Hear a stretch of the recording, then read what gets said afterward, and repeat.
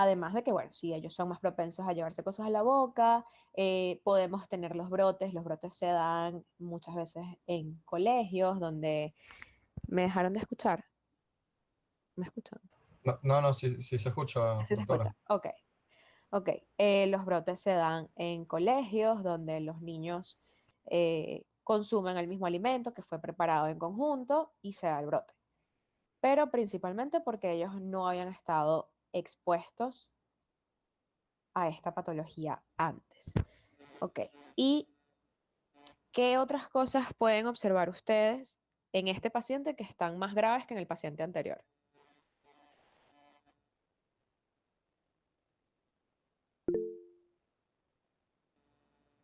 Adelante.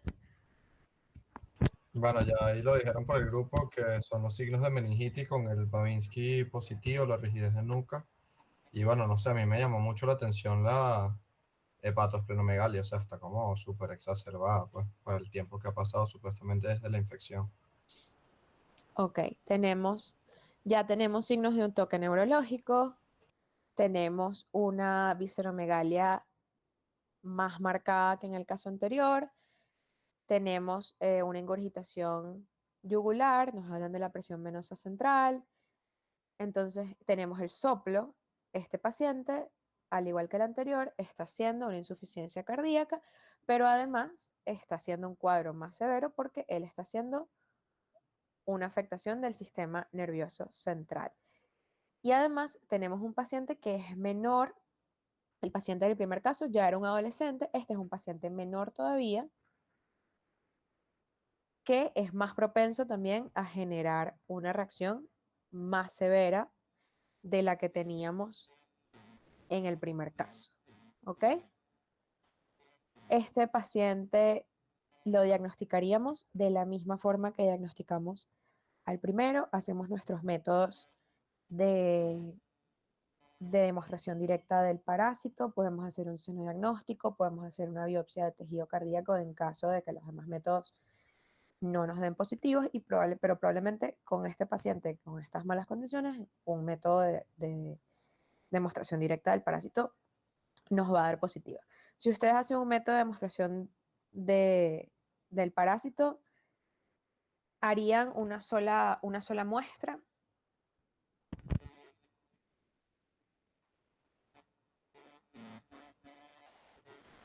Pero, o sea, muestra de qué, un frotis, un...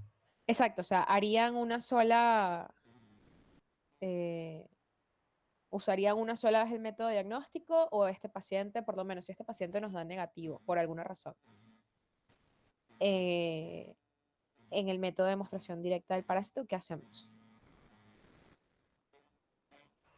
Se puede esperar un tiempo y se repite la prueba. O Hacemos se... muestras seriadas, Ajá. ¿ok? Hacemos varias. No esperamos un tiempo, ¿por qué? O sea, un tiempo, no esperamos Bueno, tanto porque se tiempo. puede complicar el paciente, pues, y no es la idea Exacto, tampoco. exacto. Entonces, no vamos a esperar tanto tiempo, pero sí podemos hacer muestras seriadas en caso de que no nos dé positiva. Si nos da positiva la primera, ya sabemos que el paciente con demostración directa del parásito está positiva. En estos pacientes, ustedes pudieran usar un diagnóstico serológico.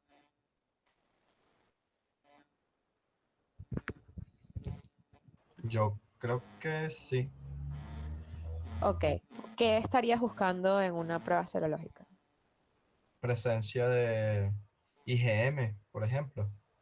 Ok, en este paciente todavía estaríamos buscando IgM si no tenemos, exacto, si los métodos de demostración del parásito no nos dan positivo, pero la mayoría de los diagnósticos de los métodos serológicos están hechos para IgG. Sin embargo, si en un paciente en una fase aguda no tenemos alta parasitemia, también podemos irnos a los diagnósticos serológicos, especialmente dependiendo de la infraestructura que tengamos, si no tenemos la posibilidad de hacer un cultivo, si no tenemos la posibilidad de hacer un seno diagnóstico, nos vamos a la serología en caso de que el método de demostración no nos dé positivo.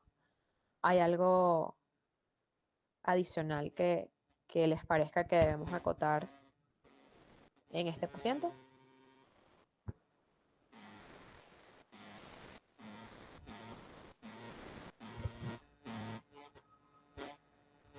Las serológicas aplican tanto para aguda como crónica, eso me confunde. La serológica no va a ser nuestro método de elección en una fase aguda, porque la mayoría de los métodos, los que están disponibles frecuentemente, son para IgG. Pero si tenemos un paciente que no nos da positivo ante un método diagnóstico parasitológico porque tiene una parasitemia baja, porque por alguna razón el diagnóstico no nos da positivo, nos podemos ir a un método serológico de IgM, pero no va a ser nuestro método de elección. Sin embargo, tenerlo presente en caso de que el método de demostración no nos dé positivo y no tengamos otro diagnóstico para este paciente, además de que el diagnóstico epidemiológico nos está orientando a que si hay un brote de Chagas, entonces vamos a buscar confirmar el diagnóstico. ¿Alguien más tiene alguna pregunta, algo que quieran acotar en Chagas agudo?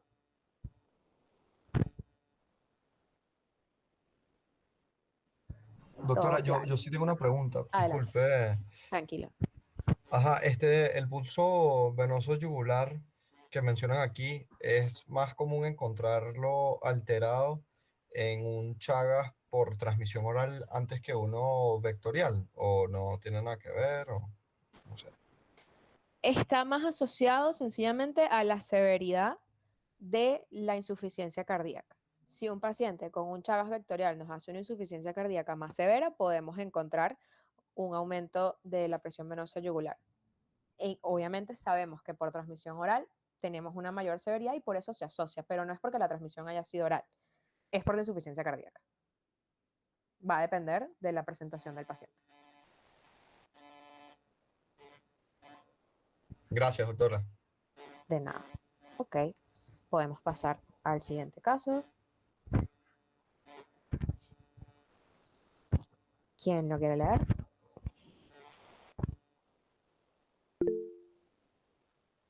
Adelante, Juan Andrés. Ok, tenemos en el motivo de consulta de este paciente que viene por convulsiones.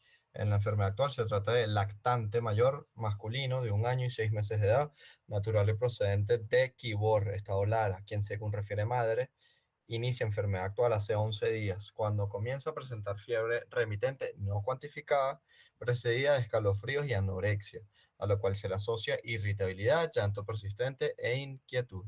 El día de hoy es traído a la emergencia del Hospital Dr. José María Pineda de Barquisimeto por evidenciar convulsión tónico-clónico con relajación de esfínteres. En los antecedentes personales tenemos que es producto de cuarta gesta, embarazo no controlado, esquema de vacunación incompleto. El HPV vive en casa de adobe y techo de zinc con 2 cuartos, con inadecuada disposición de excreta, obtención de agua por camión cisterna y almacenada en recipientes sin tapa. Camina descalzo en el piso de la tierra. Madre refiere conocer al chipo y haberlo visto dentro de la vivienda. En el examen físico tenemos que el paciente está en malas condiciones generales, febril al tacto, no responde al llamado. Sus signos vitales tenemos frecuencia cardíaca de 150 latidos por minuto, frecuencia respiratoria de 35 respiraciones por minuto y la temperatura de 39 grados centígrados. En la piel va a presentar palidez mucocutánea moderada, lesión nodular hiperémica remitente de aproximadamente 3 centímetros. En cara anterior del brazo derecho, ver figura 1, microadenopatías generalizadas. En la parte cardiopulmonar, tórax simétrico, normo expansible, ruidos respiratorios presentes en ambos hemitórax, sin adventicios. Ruidos cardíacos rítmicos, taquicárdicos, sin soplos. En el abdomen tenemos ruidos hidrolarios positivos, blando, depresible, con hígado a 2 centímetros del reborde costal derecho, borde romo. Vaso a nivel del reborde costal izquierdo. El niño no llora durante la exploración. En el examen neurológico tenemos que estar consciente, hipoactivo, no responde al llamado, solo estímulos dolorosos. Kerlin y Brudzinski positivos. Dentro de los paraclínicos tenemos que la hemoglobina la va a tener en 9 gramos sobre decilitro, el hematocrito en 29%, los leucocitos en 11.500 milímetros cúbicos, secuentados 35%, linfocitos en 55%, eosinófilos 7%, macrófagos creo que son esos, 4%, eh, plaquetas 200.000 sobre milímetros cúbicos, la radiografía de tórax póstero anterior y abdomen simple de pie, ver figura 2 y 3, y eh, MRI, resonancia magnética de cráneo, ver figura 4. Entonces, tiene esto.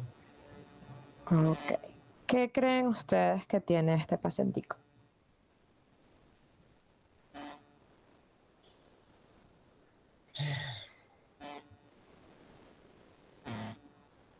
Es Chagas, ¿no? Juro es Chagas, pero ¿qué tipo de Chagas tiene? Chagas agudo con una meningoencefalitis, ok, estamos todavía ante un Chagas agudo. ¿Qué tipo de transmisión hizo este paciente?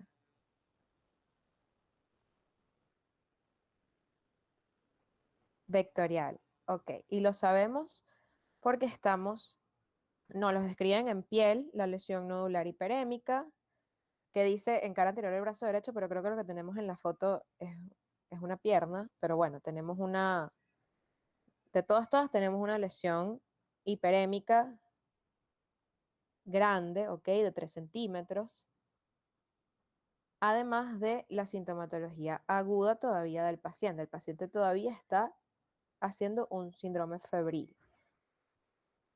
¿Cuántos días tiene con fiebre? Tiene 11 días y está haciendo una meningoencefalitis, un neurochagas. ¿En quiénes va a ser más probable hacer un neurochagas?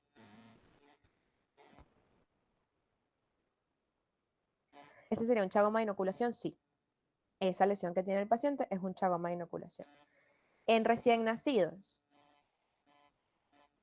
bueno, la podemos ver en casos de Chagas congénito, eh, enfermedad severa, podemos ver manifestaciones neurológicas. Pero, ¿quién más podemos ver en inmunosuprimidos? Ok, podemos tenerlo en inmunosuprimidos en pacientes pediátricos. ¿Por qué en pacientes pediátricos creen ustedes menores de 5 años? Muy bien. ¿Por qué creen ustedes que es más frecuente el neurochagas en pacientes pediátricos? Adelante, Juan Andrés. Por incompetencia inmunológica y como aquí también mencionó que él no tiene todas sus vacunas, pues entonces también es importante esa parte Pero, de las vacunas. ok, pero ¿hay vacuna contra el Chagas? Que yo Todavía sepa no. no, Ok, pero esperemos que haya. amén. Amén. Todavía el sistema inmune no está completamente competente, pero la barrera hematoencefálica todavía no está bien desarrollada, es más permeable y nos genera una mayor susceptibilidad al neurochagas. Y en los pacientes inmunosuprimidos, ¿qué pasa en los pacientes inmunosuprimidos cuando hacen un neurochagas? Por lo general.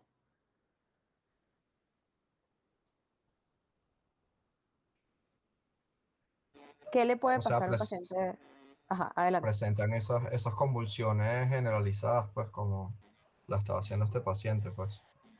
Ok, pueden presentar síntomas neurológicos como convulsiones, pero en los pacientes inmunosuprimidos, ¿qué clase de, no es transmisión, qué fenómeno está sucediendo en los pacientes inmunosuprimidos?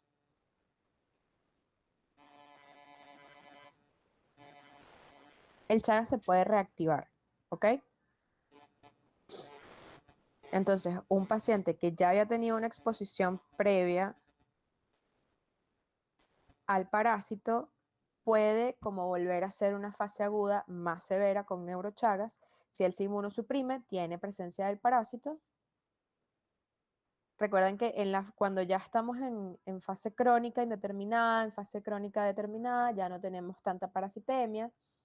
Nuestro sistema inmune logra controlar esa parasitemia, pero si el paciente se inmunosuprime, esa respuesta inmune deja de funcionar y el parásito puede volver a replicarse de forma activa y entonces se puede producir una reactivación de la enfermedad de Chagas, principalmente en pacientes inmunosuprimidos y en pacientes pediátricos.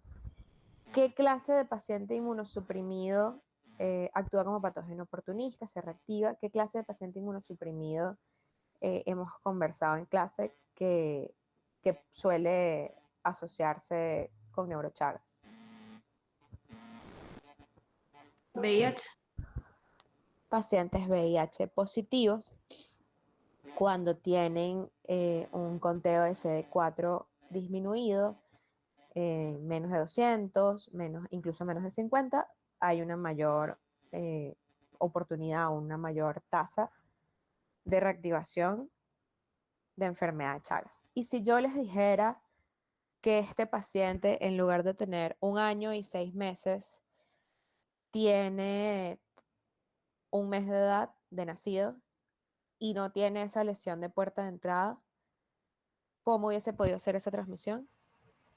Transmisión vertical. Puede haber también una transmisión vertical, ¿ok? Ya en un paciente de más de 1 año, no, probablemente no estamos ante una transmisión vertical y además la mamá conoce el chipo y tiene su lesión de puerta de entrada. Pero si estuviéramos pensando en un paciente pediátrico neonatal, podemos estar pensando en una transmisión congénita o vertical de la enfermedad de Chagas, que sabemos que cuando hay enfermedad severa tiene una tasa de mortalidad cercana al 100%. ¿Cómo diagnosticarían ustedes un paciente con neurochagas? Bueno, allí, para ver la parte neurológica, aquí se le realizó la resonancia magnética, pues, para Ujú. ver esas lesiones características en el sistema nervioso central, que son el aumento de volumen, que aumenta la presión ahí y tal y qué sé yo. Ok, se hizo un diagnóstico imagenológico. Hacemos muy bien, Rosalinda y Andrea. Hacemos también una punción lumbar, donde vamos a ver que hay un infiltrado inflamatorio, hay un aumento de células, hay una hipercelularidad e hiperproteinorraquia en el líquido cefalorraquídeo. Y si estuviéramos hablando de un paciente con Chagas congénito, ¿qué haríamos también? ¿Qué tendríamos que hacer además de diagnosticar a este bebé? Una serología en Hacer, su madre. Serología. Una serología a su mamá, ¿ok? No es el caso, pues les estoy metiendo el congénito porque no está aquí dentro de los seminarios, pero para que lo tengan presente. Si estuviéramos hablando de un Chagas congénito, tendríamos que hacerle también una serología a su mamá y a partir de qué mes pudiéramos en un Chagas congénito hacer una serología. 9 meses. A partir de los En 9 bebé. meses, muy bien, porque antes haríamos también una visualización directa, buscaríamos hacer una PCR, la serología la dejaríamos para después de los 9 meses, porque antes podemos estar ante la presencia de los anticuerpos de la mamá y nos va a dar positivo el diagnóstico, aunque el paciente realmente no sea IgG generado por el paciente. Ok, ¿tienen alguna otra pregunta de neurochagas?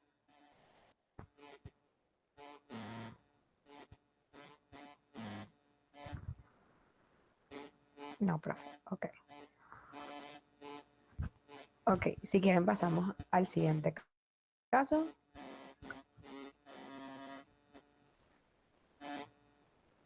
¿Quién quiere leer este?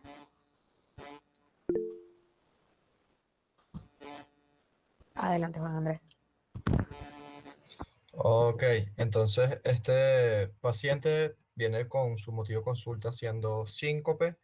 En la enfermedad actual se trata de paciente masculino, 44 años de edad, natural de San Juan de los Morros, procedentes de Barinas, quien es llevado al hospital de su localidad por presentar de forma súbita pérdida de la conciencia con caída abrupta de sus propios pies. Antecedentes personales, familiares refieren haber vivido durante su infancia en casa con techo de palma y pared de bareque.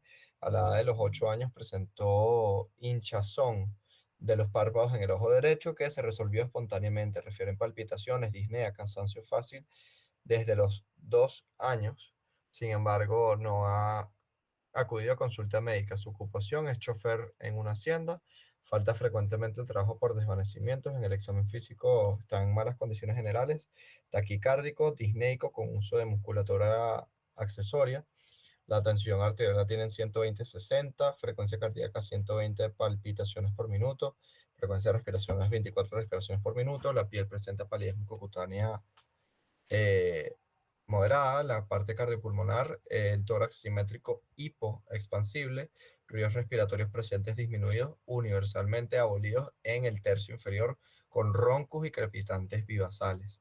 La presión venosa yugular está a más de 6 centímetros del ángulo del UX. El apex está visible y palpable en el sexto espacio intercostal con línea axilar anterior, con soplo, se me olvidó esa palabra otra vez, 2/4, con ritmo de galope. En el abdomen tiene mesosistólico, gracias. En el abdomen tiene ruidos hidroaéreos positivos, globosos, poco depresibles, no doloroso la palpación superficial ni profunda. Hígado a 3 centímetros del reborde costal derecho, vaso no palpable, signo de la oleada positivo. En las extremidades presenta edema 3/4, pálido, frío y dejafobia. En los paraclínicos tenemos que la hemoglobina la tiene en 10,2 gramos por decilitro.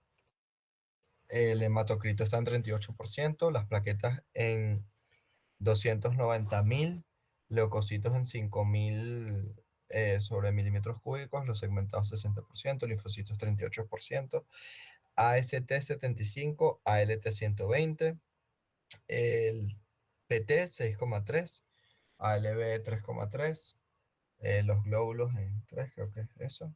El examen de orina presenta albúmina con 3 cruces.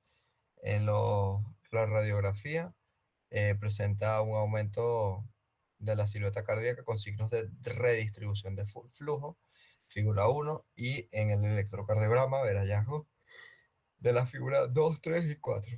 Uf, perdón.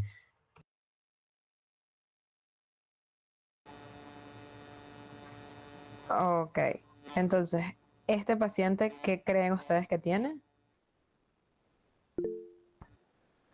Adelante, Juan Andrés. Chagas crónico. Ok, este paciente ya está en una enfermedad de Chagas, en una fase crónica. Recuerden que la fase crónica se subdivide en dos. ¿Cuáles son esas fases? Crónico indeterminado. ¿Ustedes dirían que está en una fase indeterminada? No, Ok, ¿está en una fase qué? Determinada. determinada. Ok, ¿cómo es la fase crónica indeterminada? La fase indeterminada usualmente es asintomática. Los Ujú. pacientes no refieren ningún tipo de sintomatología y, bueno, no suele ser tan grave como ya la determinada, que usualmente es el último estadio de la enfermedad. Ok, exacto. Entonces, el paciente en una fase crónica indeterminada está latente, o sea, todavía está, hay presencia del parásito, pero él puede estar hasta 20 años asintomático. Aquí, donde ahí se refiere a palpitaciones, disnea y cansancio fácil, no es desde los 2 años, lo que pasa es que se tachó y se dejó así, pero es desde hace 2 años, porque originalmente decía como desde los 25 años y entonces el paciente teóricamente hubiese tenido insuficiencia cardíaca desde hace 20 años y ya se hubiese muerto, ¿no?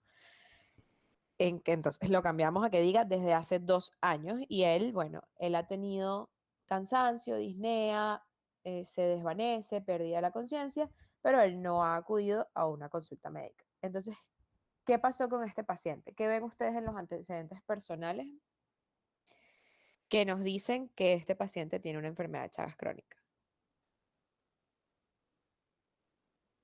Las condiciones de vivienda que tenía, que también se infectó de Chagas agudo a la edad de 8 años por la hinchazón en los párpados, que es edema bilpaper. Ay, se me confunde la palabra. Tranquila. Porque tuvo el síndrome de Romana, ¿cómo es en apellido? Romana, Roxana, no me acuerdo. Massa Romaña. Ok, Romaña. este es un Se paciente. tuvo Chagas a los 8 años. Ok, muy bien. Este es un paciente que podemos asumir una suposición educada, que el paciente tuvo una infección inicial a los 8 años. Vemos que vivía en una casa con techo de palma, pared de bahareque. Tuvo un edema bipalpebral, un signo de Romaña Massa y probablemente él hizo un Chagas agudo en ese momento que pasó desapercibido y ahora él está presentando síntomas de una enfermedad de Chagas crónica. El cuadro ha progresado muy bien. El paciente ahora se desvanece, tiene disnea, tiene cansancio fácil, reporta que él falta al trabajo por falta de energía, por desvanecimientos. Entonces, este es un paciente que ya pasó de estar en una fase crónica indeterminada en la que él está asintomático y ahora está, desde hace aproximadamente 2 años, nos están diciendo, él está en una fase crónica determinada. ¿Qué pasa a nivel de patogenia cuando pasamos a una fase crónica determinada?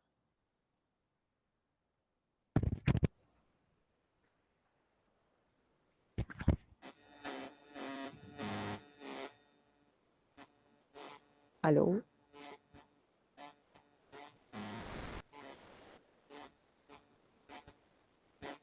Nadie se lo sabe. ¿Qué se acuerdan? Ajá, hay remodelación cardíaca. Ok. Hay remodelación cardíaca por fibrosis. Ok, ¿qué está pasando a nivel tisular? Tenemos la presencia del parásito, entonces ya en la fase crónica indeterminada se van produciendo los cambios, solo que no tenemos síntomas. Y en la fase determinada ya empezamos a tener síntomas por toda esa remodelación que está ocurriendo en el tejido cardíaco. Hay un infiltrado mononuclear del miocardio, muy bien.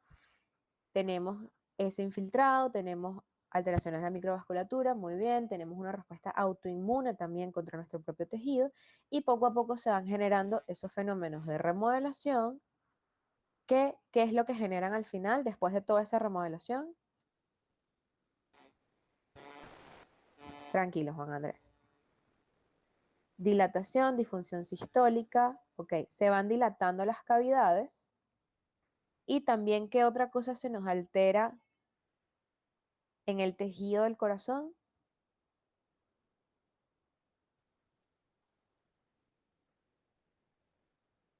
Si está alterado el miocardio, en el miocardio que tenemos, el sistema eléctrico de conducción, muy bien. Entonces tenemos dilatación y alteraciones del sistema de conducción. Entonces si tenemos alteraciones del sistema de conducción, ¿qué puede tener este paciente?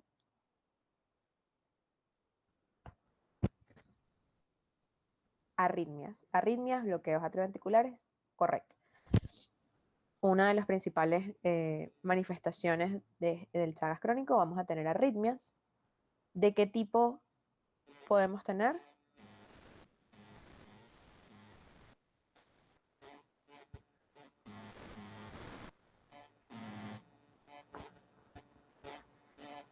Extrasístoles ventriculares, muy bien. Ok, podemos tener arritmias ventriculares y también podemos tener fibrilación auricular. Cuando tenemos fibrilación auricular, ¿qué otra cosa puede pasarle a este paciente? Émbolos, muy bien. Recuerden que la fibrilación auricular altera ese flujo de sangre. La sangre dentro de las cavidades del corazón se está moviendo constantemente. Si tenemos el sistema de conducción alterado, el músculo no se mueve bien, imagínense que esa sangre no deja de, o sea, ya deja de salir efectivamente de las cavidades del corazón y hay una éstasis de la sangre. Cuando esa sangre está en éstasis, se pueden formar primero trombos. Trombo es cuando él todavía está ahí adherido, se va coagulando y está adherido a la pared del corazón y por ese mismo movimiento irregular se puede despegar un émbolo que nos puede causar, el émbolo puede ir a cualquier parte del cuerpo, hasta donde él se aloje. Y a nivel de la punta del corazón, ¿qué podemos tener? Si tenemos émbolos, un aneurisma de la punta del corazón. Ok, ¿qué pasa cuando hay un aneurisma de la punta del corazón? ¿Qué le pasa a ese tejido?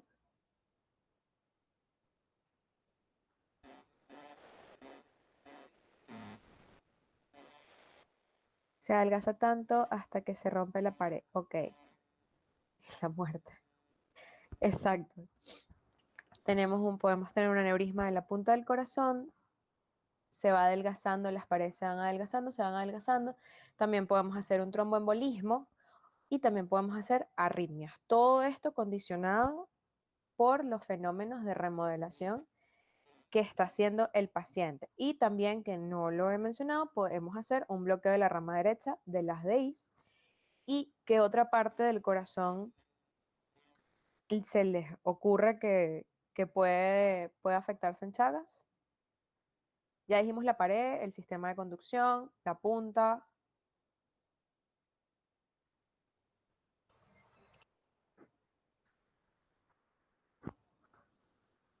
No escuché, se me fue. Ok. Los pacientes también hacen alteraciones de qué otra estructura del corazón, de las válvulas. Ok, pueden hacer valvulopatías. Ok, estenosis mitral, valvulopatía mitral o tricuspida, principalmente mitral. Exacto, valvulopatías. Todo eso nos está afectando el funcionamiento cardiovascular del paciente. Y todo está dado por los fenómenos de remodelación, por la reacción inflamatoria que hicimos ante el parásito, los infiltrados, y lleva a la necrosis y las cámaras del corazón se van dilatando y se van adelgazando, intentando bombear esa sangre de forma efectiva, solo que no lo logra, ¿ok? Y poco a poco se van produciendo esos fenómenos de remodelación hasta que tenemos un corazón que está cardiomegálico. Tenemos, como sabemos, tenemos en la radiografía, tenemos una silueta cardíaca aumentada. ¿Cómo saben ustedes en una rayos X que está aumentada la silueta cardíaca? Porque, ajá, Ok, el índice, ok. ¿Y cómo debe estar? Lo están diciendo por el chat, mayor a 0,5. Ok, entonces tenemos un corazón agrandado, tenemos una cardiomegalia crónica ya, y ya esto ya no es reversible. No es como cuando teníamos la insuficiencia cardíaca por la miocarditis aguda, sino que esto ya es un paciente que tiene unos daños fibróticos que no vamos a poder revertir. Los podemos manejar, las manifestaciones, para brindarle mayor calidad de vida al paciente, un mejor pronóstico, pero ya estas alteraciones no las podemos revertir. ¿Qué otros órganos se pudieran ver afectados por el Chagas crónico, pero no pasa en Venezuela? El esófago y el colon. Megacolon. Esófago. Exacto, podemos tener megaesófago, megacolon. ¿Por qué pasa esto? ¿Se acuerdan?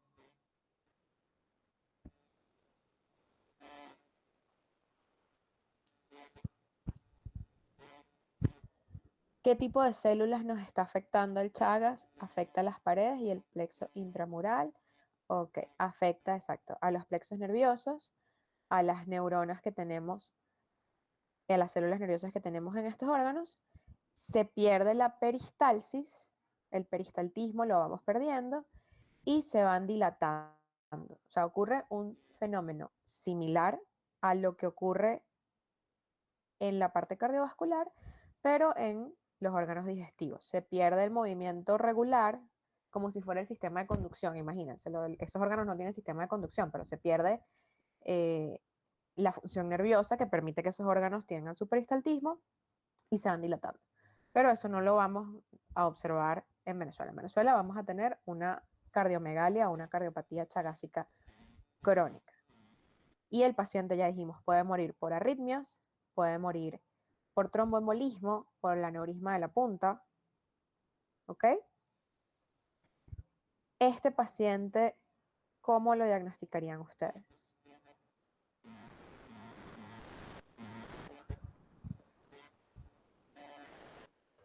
bueno, ya en estos casos, como es crónico, la carga parasitaria es baja, por lo cual las pruebas de frotis y eso no son tan efectivas, pues entonces yo haría más bien alguna técnica inmunológica como un ELISA, por ejemplo.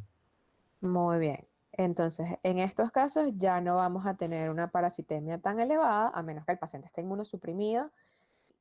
Entonces vamos a hacer una serología, puede ser un ELISA, muy bien, en búsqueda, como dicen por el chat, en búsqueda de IgG, porque la seroconversión a que el IgG esté positiva, ¿cuánto tiempo tarda más o menos después de la primoinfección? entre 30 a 90 días, muy bien. Ya después, este paciente obviamente tiene mucho más de 30 a 90 días, entonces le podemos hacer su diagnóstico serológico. El principal método va a ser un ELISA, pero también podemos hacer una inmunofluorescencia, un Western blot o una hemaglutinación indirecta. Y a este paciente le darían tratamiento, ¿qué harían con él?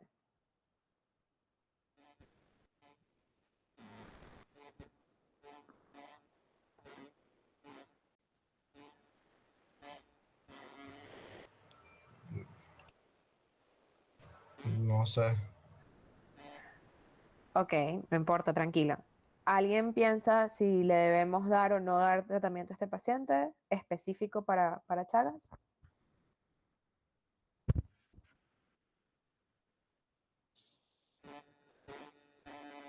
O sea, yo sé que por lo menos en los pacientes que están en fase aguda se le da tratamiento para evitar que lleguen a la fase crónica. Pero ya estando en fase crónica, bueno, me imagino que por supuesto el paciente no lo vas a dejar sin tratamiento, pero el tratamiento en sí que se le debe dar no lo conozco, doctora. Ok, tranquila, no se preocupe. Está en insuficiencia cardíaca descompensada. Sí, igual le vamos a dar su tratamiento específico parasitológico. ¿Por qué? Primero porque recuerden que este paciente todavía tiene parásito, tiene presencia del parásito en su sistema. Así la parasitemia esté baja. Si este paciente se inmunosuprime, por alguna razón, puede volver a tener una parasitemia alta. Entonces igual le vamos a dar su tratamiento y además porque estamos intentando cortar la cadena de transmisión. Entonces igual le vamos a dar su tratamiento para eliminar o disminuir la posibilidad de que otras personas se infecten. Pero ciertamente el tratamiento específico aquí vamos a eliminar el parásito, pero ya no vamos a eliminar los daños que causó el parásito. Entonces le vamos a dar su tratamiento de soporte para su insuficiencia cardíaca congestiva. En los pacientes ya en fase crónica vamos a hacer un tratamiento de soporte, un tratamiento sintomatológico, pero igual le vamos a dar, siempre les vamos a dar su tratamiento específico. En fase aguda es más importante aún darle el tratamiento farmacológico porque estamos intentando evitar que el paciente progrese a una fase crónica. Y si evitamos que el paciente progrese a una fase crónica, mejoramos el diagnóstico de forma significativa. Podemos prevenir hasta un 90% que el paciente avance a una fase crónica, que igual no todos los pacientes pasan una fase crónica. Pero tenemos muy buen pronóstico si lo diagnosticamos en fase aguda y le damos su tratamiento. Aquí igual se lo vamos a dar, pero vamos a hacer también un tratamiento de soporte porque estos daños ya no son reversibles. ¿Que tienen alguna pregunta acerca de Chagas crónico o de este caso en particular?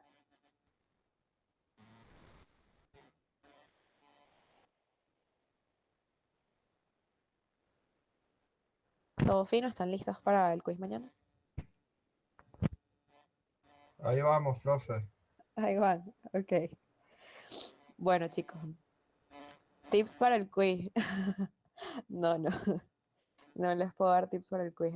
No, no, está feo. Estudien mucho. eh, Enfóquense, recuerden siempre los tipos de transmisión y cómo se va a dar la clínica y la patogenia Profe, dependiendo de yo, los tipos de transmisión. Ajá, adelante, Stephanie. yo tengo una pregunta. O sea, ¿sabe Adelante. que cuando habla de las patogenias en general, hay varias hipótesis, ¿verdad? O Ujú. hay varias teorías. Sí, Entonces, referente a qué debería responder, porque hay una, o sea, básicamente se medio contradice que una dice que, pues en aguda el daño no depende de la presencia del parásito. Pero más arriba también me decía que era al revés. Entonces, no sabría qué responder en ese caso que me pregunten, por ejemplo, eh, bueno, pues la patogenia del parásito. ok.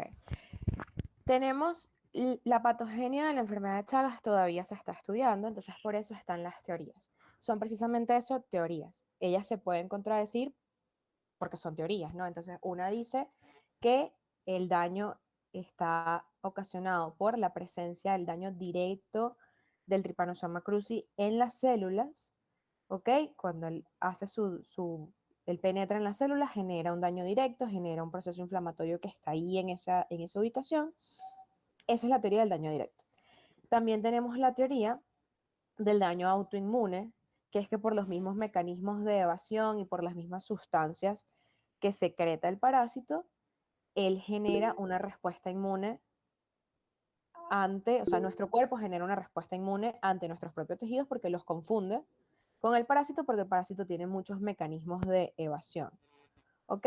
Y tenemos la teoría del daño neurógeno, que dice que el parásito principalmente nos va a afectar al sistema parasimpático, y como está dañando el sistema parasimpático, se sobreestimula el sistema simpático por una compensación, porque no hay quien lo regule, y eventualmente esa sobreestimulación del sistema simpático hace que se causen como una sobrecarga, ¿ok? De los tejidos, y eso es lo que nos daña los tejidos. Son 3 teorías.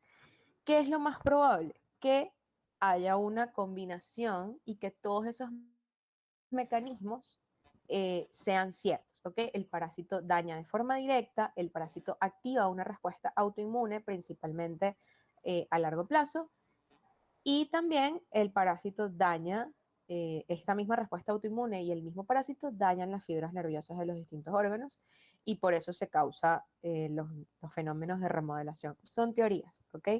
Eh, la enfermedad de Chagas es particular en que todavía se está investigando mucha de la patogenia de la enfermedad de Chagas específicamente, pero esas son 3 teorías que buscan explicar cómo el parásito causa esos daños, que es lo más probable que haya que haya una combinación de todos esos factores que llevan al daño tanto agudo como crónico.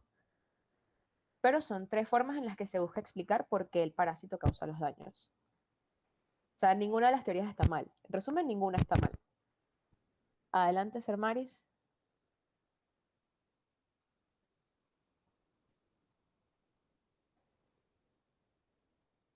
En tal caso que me pregunten patogenia, escogería alguna y ya, o como me acaba de decir, englobar todas en una. No les vamos a hacer escoger una de las teorías como correcta, porque si nosotros no lo sabemos todavía, no les podemos preguntar a ustedes cuál de las 3 es la correcta, ¿ok?